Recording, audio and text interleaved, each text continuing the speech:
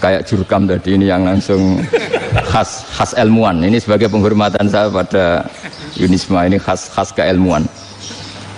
Imam Zuhri adalah gurunya Imam Malik. Ya saya ulang lagi ya, Imam Zuhri adalah gurunya Imam Malik. Halaman 29. Ini langsung start saya baca halaman 29.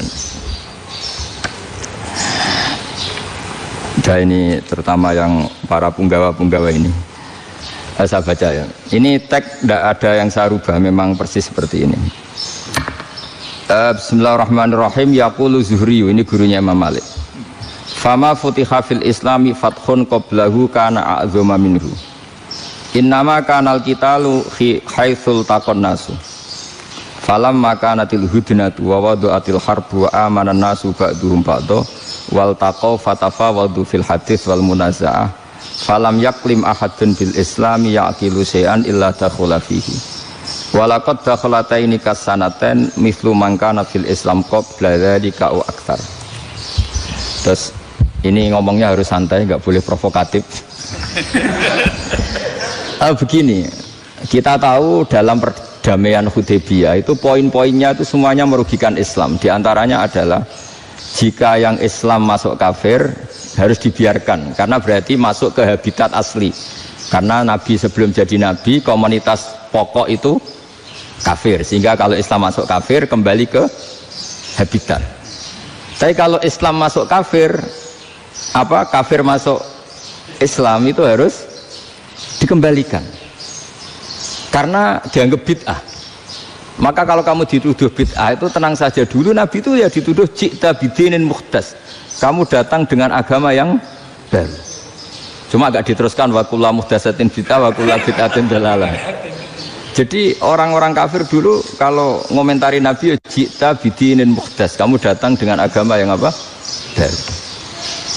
Nabi nurut. Semua perjanjian yang merugikan Islam itu Nabi nurut. Tapi Nabi hanya minta satu hal, jangan ada perang 10 tahun. Dan orang boleh seminar, boleh diskusi tentang Islam. Ya ini dengerin betul ini. Jadi saya tidak akan provokatif, ini pakai logika. Nanti bisa dipakai disertasi doktor. Tapi saya minta orang boleh diskusi, boleh seminar tentang Islam. Akhirnya saat itu juga ada orang yang masuk Islam. Di depan tulisan itu belum kering istilahnya. Datang ke situ namanya Abu Jandal bin Suhail bin Amr. Itu datang ke Nabi, ya Rasulullah saya ini mau masuk Islam. Kata orang-orang kafir, ini pertama Muhammad, kamu komitmen enggak sama perjanjian? Kalau kamu komitmen harus kamu kembalikan. Nabi bilang, ya Abu Jandal kamu kembali ke mereka, ke habitat mereka, yaitu menjadi kafir, di komunitas kafir maksudnya. Akhirnya nangis. Umar, Sayyidina Umar itu mendekati Abu Jandal, kemudian memberi isyarat supaya ngambil pedangnya. Jadi syaratnya wong ini baca ora wis. Maksudnya orang-orang kafir. Tapi Abu Jandal nggak mau. Singkat cerita akhirnya kembali ke komunitas kafir. Tapi yang dikatakan Imam Zuhri cara analisis ini nggak bisa pakai provokatif, harus pakai analisis. Innama kanal qitalu haitsul taqon nasu. Yang namanya perang itu menjadikan orang tidak berpikir jernih. Ini poin yang diambil oleh Rasulullah. Kalau dibahasakan Nabi curi kesempatan, masuk Nabi dikatakan mencuri, meskipun itu hanya bahasa ya. Tidak mungkin lah kita bahasakan seperti itu. Saya ulang lagi ya. Kenapa ada perang berkesinambungan sampai tahun ke-8 Hijriah? Mulai tahun kedua ada perang Badar sampai tahun 8 Hijriah itu perang terus. Nabi sama orang kafir perang terus. Akibatnya apa Pak Profesor? Namanya perang itu ya nggak kau bermikir. Pokoknya agar ketemu Islam perang, Islam ketemu kafir perang, nggak kau bermikir. Padahal Islam itu bisa diterima oleh akal sehat, harus lewat diskusi, lewat pengamatan, lewat pemikiran, lewat pengendapan berpikir.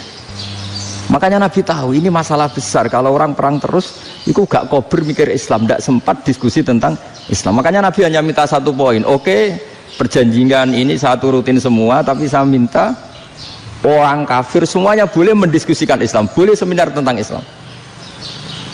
Mereka bilang iya, pada pikiran mereka kan diskusi paling piye. Ternyata betul, ada diskusi. Terus temanya gini, kira-kira bener di Muhammad Abi Abu Jahal. Terus Tuhan Muhammad sama Tuhan Abu Jahal itu keren mana? Diskusi. Tuhan Muhammad itu khaliqus samawati wal ardi, yang menciptakan langit bumi. Sebagaimana kampanyenya Muhammad. Ya mereka masih jangkar bilang Muhammad. Kalau Tuhan kita, ya berhala itu yang kita bikin, yang kadang rusak, yang kadang kudanan, terus lumutan, pokoknya terus diskusi. Kita kok bener pengirannya Muhammad. Terus Muhammad Abu Jahal, mulai dhisik Muhammad itu ratau bodoh nih. Mulai dulu Muhammad tuh gak pernah bohong. Abu Jahal, waduh, wis bodoh nih ngongkonan. Wis ribet kan? Dan semua diskusi itu mengarah ke kebenaran Islam. Akhirnya ngomong kafir sing tokoh-tokohnya cara Jawa yuk, wah semane jebule masalah ini kan. Artinya gini, kalau kita ingin Indonesia damai, sebenarnya yang untung itu Islam. Karena Tuhan yang menciptakan langit dan bumi tentu gak akan diperbandingkan atau akan dikalahkan oleh Tuhan yang lahirnya saja sudah di bumi. Misalnya kita menjual Tuhan Allah, siapa itu yang menciptakan langit bumi, yang ada sebelum langit bumi? Bandingkan dengan Tuhan yang lahirnya di bumi, ada tanggal lahirnya, ada aktenya, kan sudah ribet kan? Begitu juga kalau memperbandingkan tokoh. Muhammad itu siapa? Tokoh yang bisa menyatukan pan Arabik, tokoh yang begini-begini, yang sayang istri, sayang keluarga. Dibandingkan dengan tokoh Abu Jahal, Abu Lahab yang corong jauh penggaweannya yang ngerugikan orang lain. Akhirnya orang itu mulai tertarik sama Islam. Makanya kata Az-Zuhri pakai bahasa dulu, falam yaklim ahadun bil Islam. Tapi kalau sekarang yang populer itu bahasa yatakallam. Sebenarnya yang benar itu bahasa kalimah yaklimu kalaman, karena masdarnya itu kalam, berarti sulasi nopo mujarrad. Tapi di fi'ilnya itu mujarradnya enggak kelaku, jadi di fi'ilnya takallama ya takallamu, tapi untuk masdarnya yang kelaku kalaman. Jadi ini agak unik, agak enggak lazim. Mestinya kan takallama ya takallamu takalluman, tapi di masdarnya kalam populer, tapi di fi'ilnya tidak populer. Saya teruskan ya, ini penting sekali. Jadi menjual Islam, kalau boleh dibahasakan menjual, itu tetap enak dalam kondisi damai. Karena kalau kita perang, itu bawaannya kalau ketemu ya perang. Kalau ketemu perang, sehingga orang itu rakober diskusi dulu. Saat benernya Islam sampai kafir itu bener di. Karena tidak kober diskusi, tidak sempat diskusi, orang yang milih yang kafir. Karena yang mayoritas yang kuat. Sementara Islam zaman itu lemah. Ya Nabi itu yang diminta hudnah, yang penting kita damai. Terus orang boleh mendiskusikan benar mana kita dan mereka.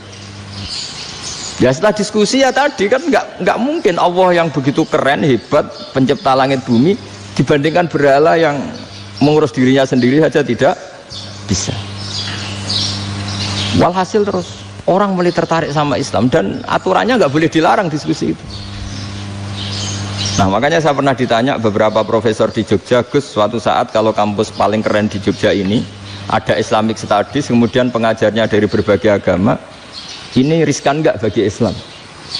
Saya jawab, asal yang didiskusikan Islam itu nggak masalah, yang repot itu nak umat Islam. Karena kalau umat Islam yang jadi percontohan, banyak raja yang dolim, banyak pemimpin muslim yang dolim, terus identik dengan Islam itu jadi dolim, kan ribet. Ya kalau pas umat Islam, kalau Islam yang kumat kan jadi masalah kan. Nah ini kan terus jadi beda umat Islam sama Islam yang lagi apa? Kumat. Singkat cerita terus Islam mendapat posisi yang luar biasa. Nah makanya di sini diistilahkan falam makanatil hudnah, ketika ada perdamaian wa amanan nasu ba'dum ba'do, orang merasa aman, itu fatafawadu fil hadis wal munazaah, mereka berdebat. Munazaah itu berdebat, keren mana konsep Muhammad dengan konsep Abu Jahal, keren mana konsep Tuhannya Muhammad dengan Tuhan kita, terus diskusi. Dan mereka akhirnya ikrar, wah yang benar ya Muhammad lah. Di mana-mana Tuhan tuh ya sebelum langit dan bumi, di mana-mana Tuhan ya punya reputasi menciptakan. Masa Tuhan reputasinya diciptakan, kayak berhala dan sebagainya. Ibadah juga gitu. Ibadah wong kafir itu kalau tawaf itu telanjang, ibadah Muhammad santun pakai pakaian. Terus akhirnya mereka mulai tertarik Islam. Sehingga saya lihat di beberapa tafsir, saya memang tidak akan ngomong yang tidak serius, ngergani Unisba ben sawangane pemikir serius. Di Quran itu sampean lihat di tafsir Tobari itu ada ayat bal naqzifu bil haqqi 'alal batil fayadmaghuhu fa idza huwa zahid. Qadzafa itu kalau di kamus tak lihat itu takallama bila dalilin. Qadzafa itu ya pokoknya sekenanya. Artinya gini, kebenaran Islam atau kebenaran hak itu kamu taruh sekenanya saja itu tetap menang. Apalagi kamu taruh secara teratur, kamu taruh sekenanya saja itu tetap menang. Sehingga di sini banyak sahabat yang hidup di Cina. Sekarang juga banyak orang alim yang milih hidup di Amerika, banyak orang alim yang milih hidup di Inggris. Dan mereka pede, percaya diri karena kebenaran itu kamu letakkan di mana saja, itu tetap akan menang, akan menemukan momentum kemenangannya. Misalnya gini, contoh paling gampang. Dulu para peneliti, saya ulang lagi, dulu para peneliti itu ya datang kemana-mana, termasuk Ibnu Battuta, termasuk Ibnu Khaldun, ya semua peneliti itu suka neliti. Setelah diteliti, Quran itu satu-satunya kitab suci yang membicarakan sains, misalnya tentang falak, tentang astronomi, tentang asal-usul kejadian manusia, kejadian makhluk, juga bicara tentang geografi, geologis, semuanya. Sementara kitab lain hanya cerita tentang mawaid wal hikam wal ibarat. Kayak apa? Pada akhirnya hak ini yang menang. Bal naqzifu bil haqqi 'alal batil fayadmaghu fa idza huwa zahid. Saya berkali-kali cerita, ada ulama yang ahli matematika. Ketika ditanya kenapa kamu suka ngajar matematika, sampai muridnya itu ragu, ini guruku mlebu swarga ta ora, penggaweane mulang matematika. Tapi para muridnya bermimpi bahwa Imam Amudi itu disuruh ngajar para malaikat.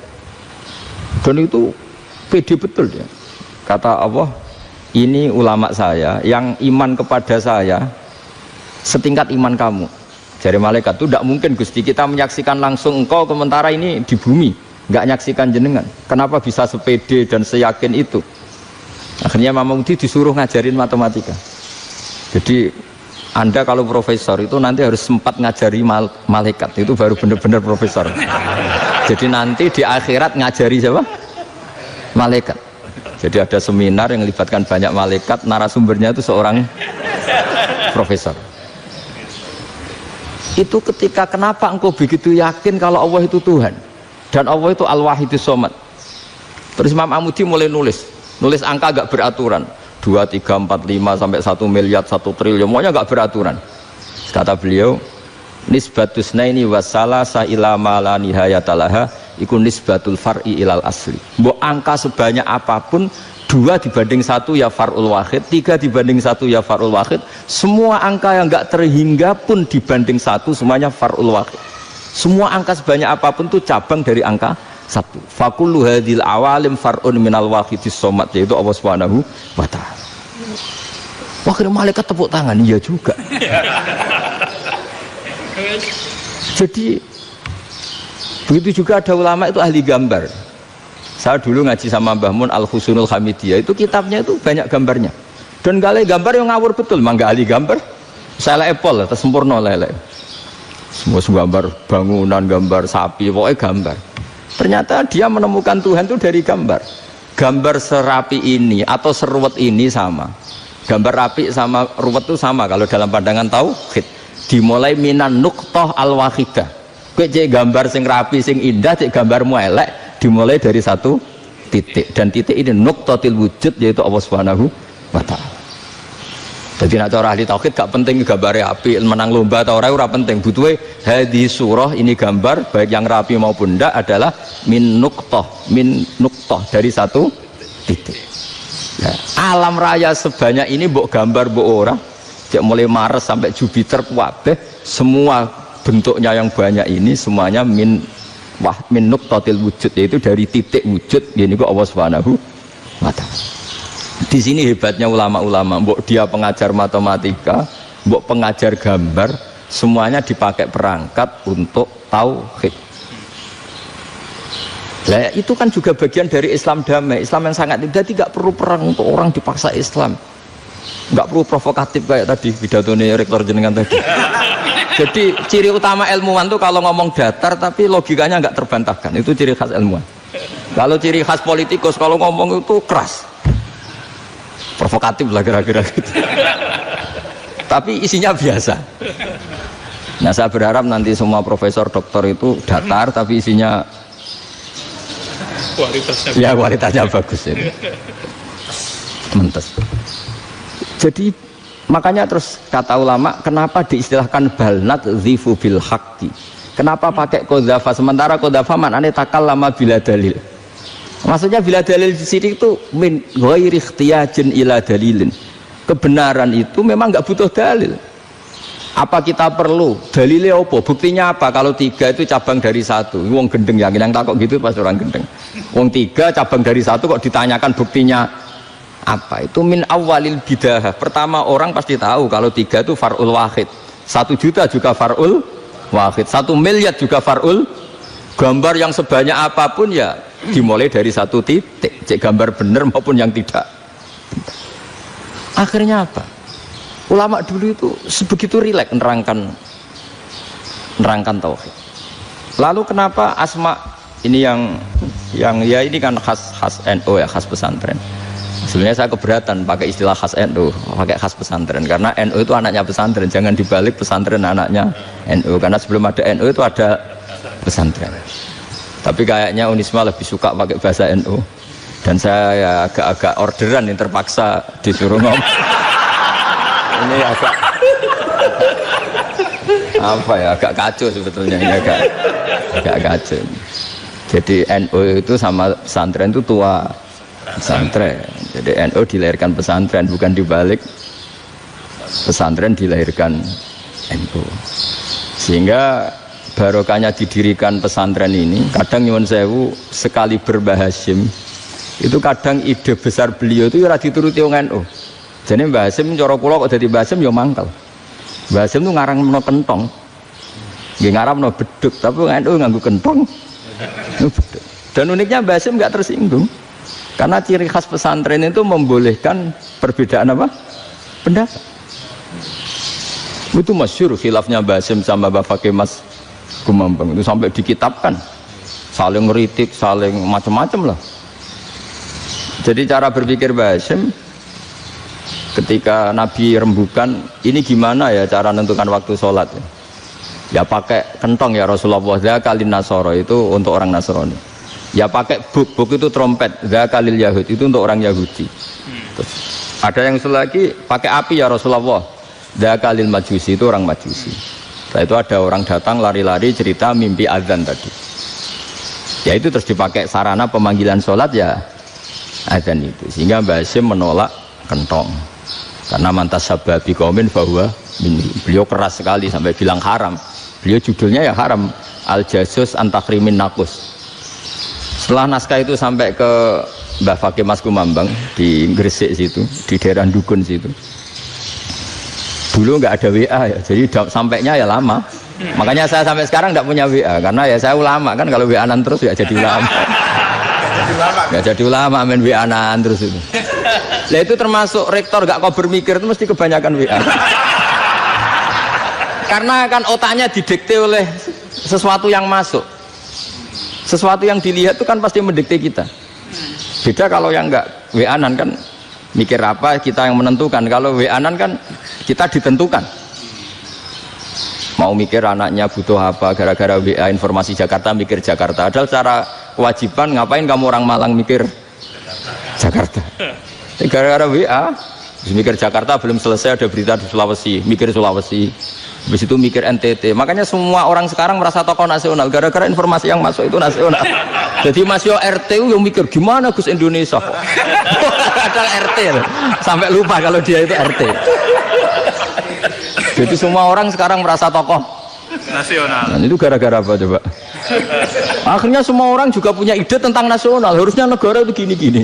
Jebule wonge sing duwe ikon itu sapa? RT. Ribet kan?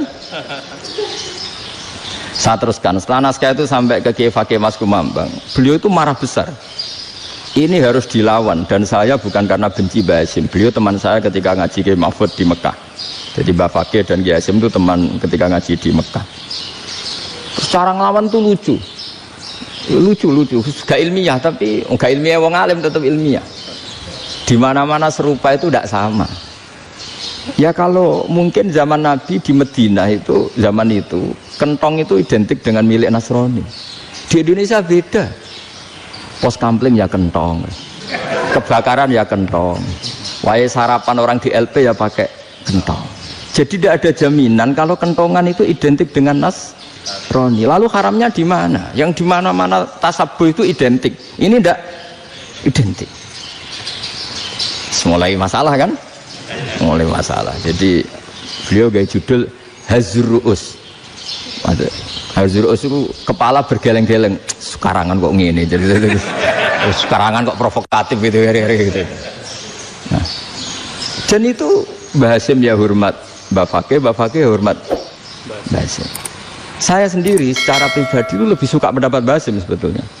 Karena bagi saya sholat itu sakral, ya sudahlah kalau sakral ya dipanggil dengan sesuatu yang sakral yaitu kalimat thayyibah adzan. Tapi saya tidak akan bilang kalau kentongan itu haram. Karena kalau haram alasannya mirip orang Nasrani. Sementara pos kampling ya pakai kentong, ada banjir ya kentong, ada kebakaran ya kentong. Jadi tidak identik untuk misa atau untuk sholat ala Nasrani. Tapi itu dulu ya rileks saja, dua beliau itu ya saling menghormati padahal saling kritik. Dan dulu ulama yang beda madhab itu ya saling menghormati. Imam Syafi'i itu kalau sholat di kawasan Masjid Abi Hanifah ya tidak kunut. Ketika ditanya kenapa kamu tidak kunut sementara engkau berpendapat kunut itu sunat, ikroman di hadal madhab, saya sangat menghormati madhab. Imam Ahmad bin Hanbal itu berpendapat kalau orang pakai bekam, pakai iftisot atau hijamah itu batal sholatnya. Sementara Imam Syafi'i mengatakan tidak batal apa sholatnya atau wudunya tidak batal. Tapi Imam Ahmad itu ditanya, apa kamu makmum Syafi'i? Bagaimana mungkin saya tidak makmum sama wali kutub seperti Imam Syafi'i? Padahal menurut keyakinan Imam Ahmad ini sholatnya batal. Ini habis iftijam udah wudu. Tapi tetap saja beliau karena perbedaan pendapat di furu' itu lazim. Ya orang boleh berdebat lah. Ketika Unisma datangkan saya, itu saking senengnya kiai, apa saking sombongnya sampai ngatur kiai, kan nggak pernah bisa diperdebatkan. Itu kan orang boleh debat kan? Itu saking angkuhnya, apa saking senengnya, kan nggak jelas kan? Kan dan orang boleh setuju pendapat saya, yaitu ngatur kiai itu haram. Setuju juga Pak Rektor, ekspresi mahabbah itu ya macam-macam. Dulu sahabat ya gitu, sahabat itu ada yang nggak kenal wajahnya Nabi sama sekali sampai akhir hayatnya. Ketika ditanya, lo kamu itu sahabat kok nggak tahu wajahnya Nabi?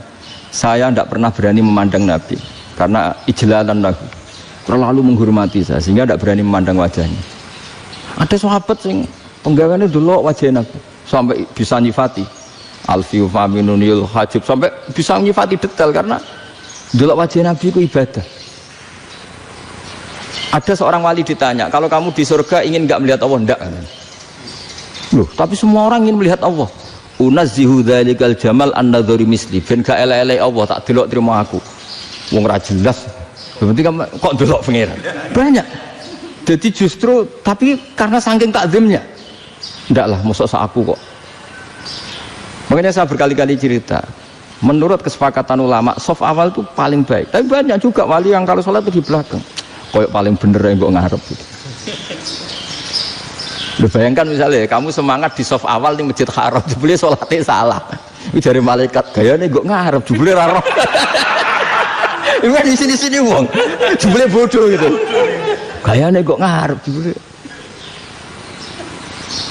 Coba orang kalau sowan Mbah Mun, yang berani di depan itu kan ya ketuanya atau jubirnya kan, yang merasa tidak pati pinter-pinter kan mesti di pojokan. Artinya sudut pandang seperti itu ya sah saja, apa? Sah saja. Makanya banyak sahabat yang jarang sowan Nabi, alasannya takut ganggu Nabi. Banyak yang sering sowan Nabi, alasannya seneng Nabi. Yang sowan ya seneng Nabi, yang nggak sowan alasannya seneng. Lu Nabi itu tokoh, punya keluarga, punya anak. Kalau saya sering sowan berarti sering ganggu. Yang sering sowan dia alasan ini khazanah kita harus istifadah. Jadi zaman dulu dia biasa dua sahabat, yang satu milih mahabbah itu milih sering sowan, yang satu juga mahabbah milih tidak sering. Karena pertanyaannya bisa dibalik kan, sering sowan apa sering ganggu coba. Nabi Abedar, assalamualaikum. Nabi nimang cucunya, assalamualaikum. Ayo bener yang sowan apa bener yang enggak kalau seperti itu. Akhirnya terus diatur sedemikian rupa oleh Quran. Walau annahum sabaru hatta takhruja ilaihim lakana khairal lahum. Jadi sahabat kalau mau sowan Nabi ya nunggu di Sufah. Kalau Nabi keluar berarti milik publik. Sekali masuk ke dalam tidak ada sahabat yang berani sowan. La tadkhulu buyutan nabi illa ayyudzana lakum. Kalau soal sampai masuk dalam harus nunggu dipanggil. Karena sekali Nabi masuk dalam itu milik privat keluarga, milik istrinya, milik cucunya, milik keluarganya. Dan Nabi sekali keluar ke ruang itu berarti milik publik. Itu terus jalan tengah. Karena kalau langsung masuk, bayangkan saya itu sering menyaksikan. Mbah Mun habis ngaji 2,5 jam ngaji Jalalain, baru masuk, Assalamualaikum. Padahal yai mungkin mau ke kamar mandi, mau ini itu.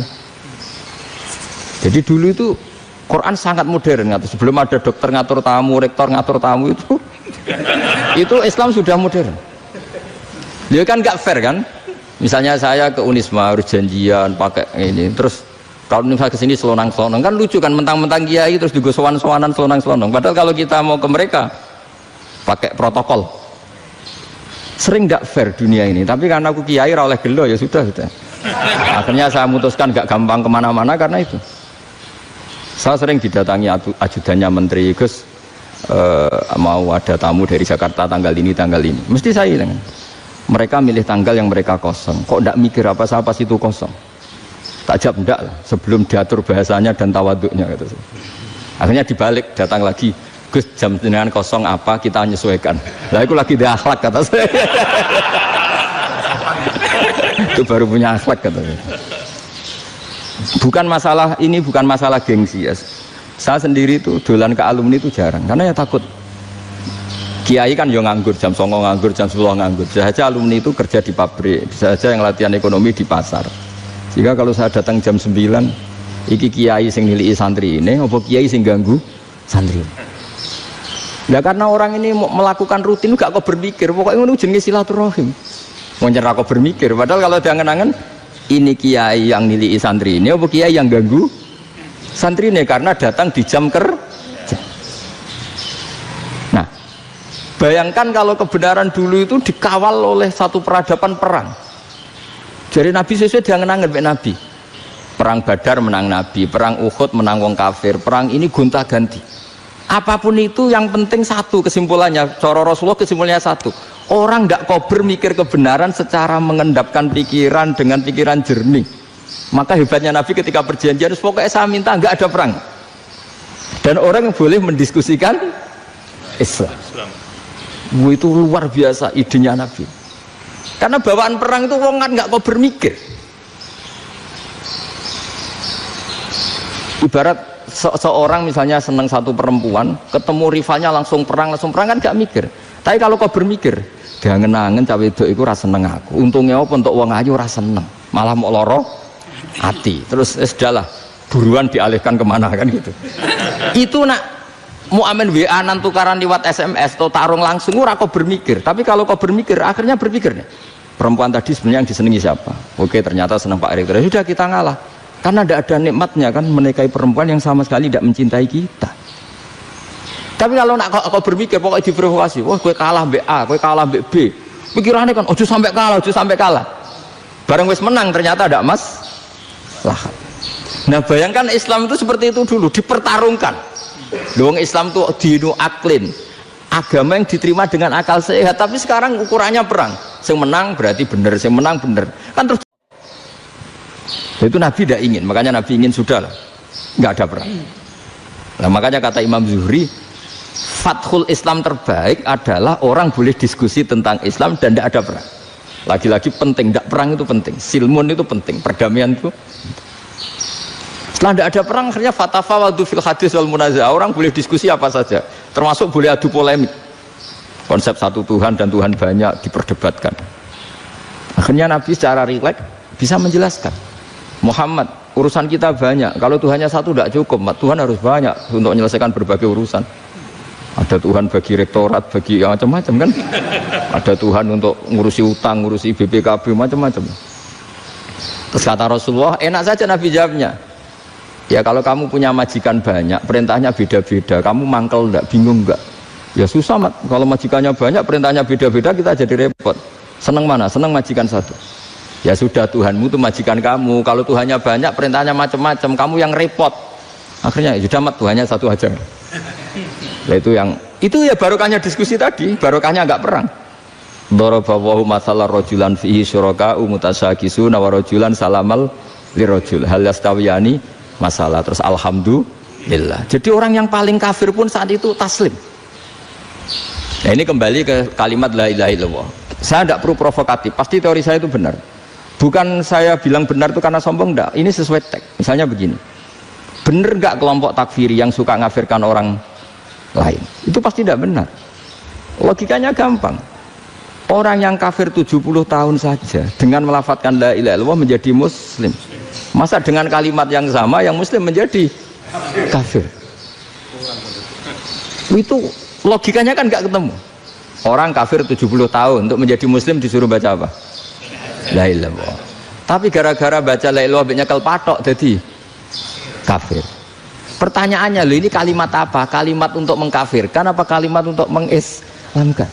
Karena yang kafir dengan kalimat itu menjadi Islam, ternyata yang Islam dengan kalimat itu menjadi kafir. Itu ketemu nggak? Cara logika itu kan nggak ketemu kan? Makanya cara pikirannya Abdul Hasan As-Sadzili, dan saya setuju pikiran itu. Istighfar ini boleh orang Jawa Timur protes karena kadang beda manhaj, tapi jangan protes saya, protes Abdul Hasan As-Sadzili, kualat mesti sampean. Ketua Torekoh napa? Sadziliyah. Cara madzhab Sadzili, dan Anda boleh berbeda madzhab, mencari khasnya wong kampus itu wani beda. Beda kapasitas lah, pokoknya butuhnya beda. Dan ketok pinter, ketok kritis tuh. Cara madzhab Abdul Hasan As-Sadzili itu gini Pak Rektor. Jadi istighfar itu baik, tapi ba'da kamali tauhid, setelah tauhidnya itu benar. Alasan beliau masuk akal. Ketika ada ayat fa'alam annahu la ilaha illallah wastaghfir li dzambik bihadil kalimah. Jadi orang boleh istighfar setelah tauhidnya benar. Alasannya Abdul Hasan As-Sadzili begini. Qul lil ladzina kafaru iyantahu yughfar lahum ma qad salaf. Katakan kepada mereka yang kafir, sekali mereka tidak kafir, maka otomatis dosanya masa lalu diampuni. Pertanyaannya, yang bisa menghentikan kekafiran itu kalimat apa? La ilaha illallah. Dengan hanya melafadzkan la ilaha illallah Muhammadur Rasulullah, langsung yufar lahum ma qad salaf, langsung dosanya diampuni. Berarti yang menjadi pengampun dosa lah, penyebab pengampunan itu apa? La ilaha illallah. Itu bahkan orang kafir belum istighfar. Loh, di ayat itu kan Allah nggak mensyaratkan setelah la ilaha illallah istighfar baru diampuni, enggak. Asal la ilaha illallah langsung yufar lahum ma qad salaf. Saya ulang lagi ya, jelas ya. Jadi kulil ladzina kafaru iyantahu yufar lahum ma qad. Nah, sekarang iyantahu, mereka berhenti dari kafirnya. Syaratnya pakai apa? La ilaha illallah Muhammadur, itu langsung yufar lahum ma qad. Artinya apa? Ghufranullah itu bisa didapat hanya dengan mujarrodut tauhid, yaitu hanya dengan melafadzkan kalimah thayyibah. Dan sahnya istighfar juga berdasar kalimah thayyibah itu. Misalnya gini, orang kafir sebelum Islam melafadzkan astaghfirullah, astaghfirullah, astaghfirullah, kira-kira diterima enggak? Enggak kan? Karena syaratnya istighfar ba'dat tauhid. Nah, makanya dalam madzhab Sadzili istighfar itu setelah la ilaha illallah. Karena cara pandang ya seperti itu. Jadi fa'alam annahu la ilaha illallah wastaghfir li dzambi. Jadi dengan kebenaran tauhid saja ini sudah cukup kita insya Allah layak diampun.